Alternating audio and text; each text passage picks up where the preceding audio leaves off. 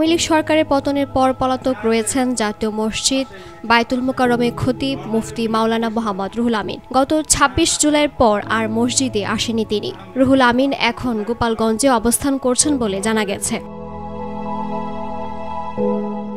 এদিকে গত ৫ আগস্ট সরকার পতনের পর মুফতি রুহুল আমিন খতিবের দায়িত্ব পালনে না আসায় জাতীয় মসজিদের জুমার নামাজে ইমামতির জন্য ২ জন সরকারি কর্মকর্তা সহ ৪ জনকে দায়িত্ব দিয়েছে ইসলামিক ফাউন্ডেশন। একই সঙ্গে কর্মস্থলে অনুপস্থিতির কারণ জানতে চেয়ে গত ২৯ আগস্ট তাকে নোটিশ দেওয়া হয়েছে। তার বিরুদ্ধে কেন ব্যবস্থা নেওয়া হবে না তা জানতে ৭ দিন সময় দেওয়া হয় নোটিশে, যার সময়সীমা গত ৫ সেপ্টেম্বর শেষ হয়েছে। কিন্তু খতিবের দিক থেকে জবাব আসেনি। জাতীয় মসজিদ বায়তুল মোকাররমের খতিব মুফতি রুহুল আমিনের বাড়ি গোপালগঞ্জে।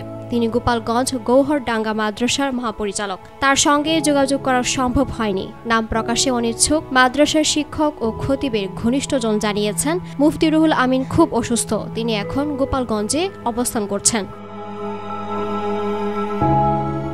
দিলরুবা তন্নি, ভোরের পাতা।